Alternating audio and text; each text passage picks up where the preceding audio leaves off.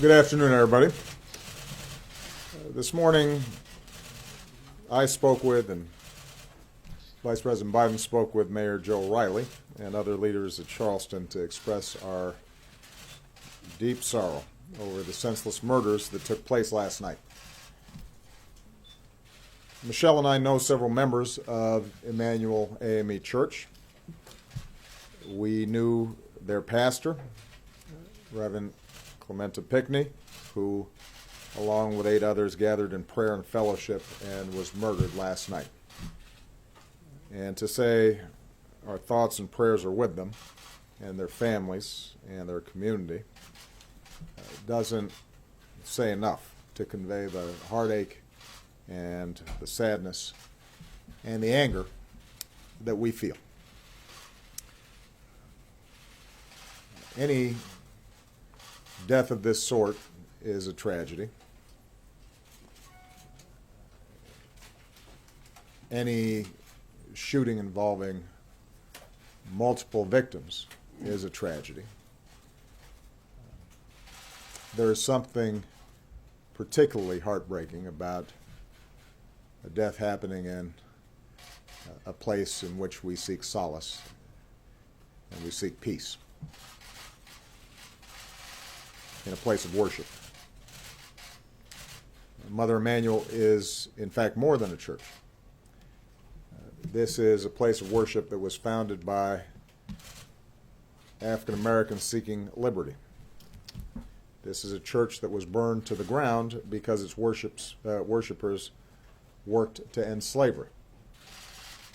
When there were laws banning all black church gatherings, they conducted services in secret. When there was a nonviolent movement to bring our country closer in line with our highest ideals, some of our brightest leaders spoke and led marches from this church's steps. This is a sacred place in the history of Charleston and in the history of America. The FBI is now on the scene with local police, and more of the Bureau's best are on the way to join them. The Attorney General has announced plans for the FBI to open a hate crime investigation. We understand that the suspect is in custody, and I'll let the best of law enforcement do its work to make sure that justice is served. Until the investigation is complete, I'm necessarily constrained in terms of talking about the details of the case.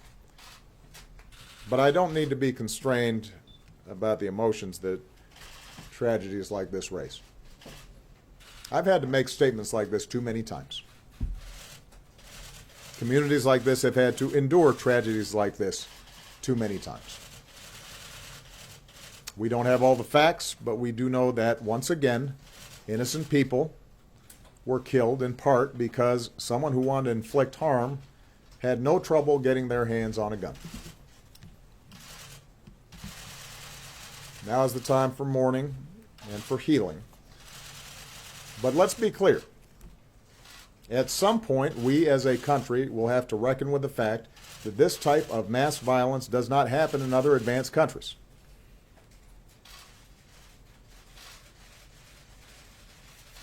It doesn't happen in other places with this kind of frequency.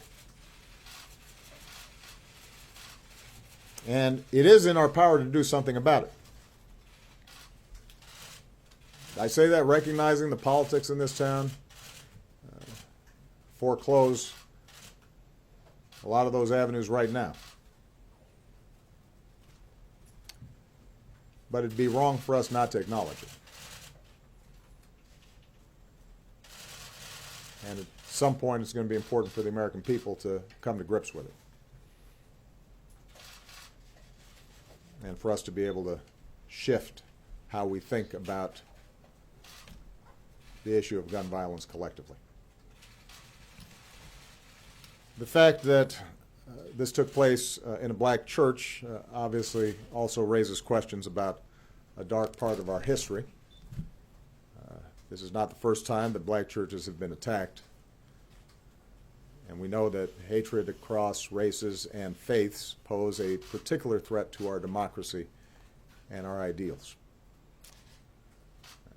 The good news is I am confident that the outpouring of unity and strength and fellowship and love across Charleston today, from all races, from all faiths, from all places of worship, indicates the degree to which those old vestiges of hatred can be overcome. That certainly was Dr. King's hope just over 50 years ago, after 4 little girls were killed in a bombing in a black church in Birmingham, Alabama. He said they lived meaningful lives and they died nobly. They say to each of us, Dr. King said, black and white alike, that we must substitute courage for caution. They say to us that we must be concerned not merely with who murdered them, but about the system, the way of life, the philosophy which produced the murderers. Their death says to us that we must work passionately and unrelentingly for the realization of the American dream. And if one will hold on, he will discover that God walks with him and that God is able to lift you from the fatigue of despair to the buoyancy of hope and transform dark and desolate valleys into sunlit paths of inner peace. Reverend Pigney and his congregation understood that spirit.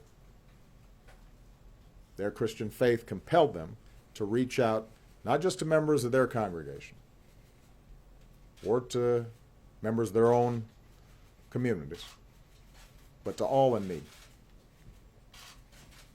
They opened their doors to strangers who might enter a church in search of healing or redemption. Mother Emanuel Church and its congregation have risen before, from flames, from an earthquake, from other dark times, to give hope to generations of Charlestonians. And with our prayers and our love and the buoyancy of hope, it will rise again now as a place of peace. Thank you.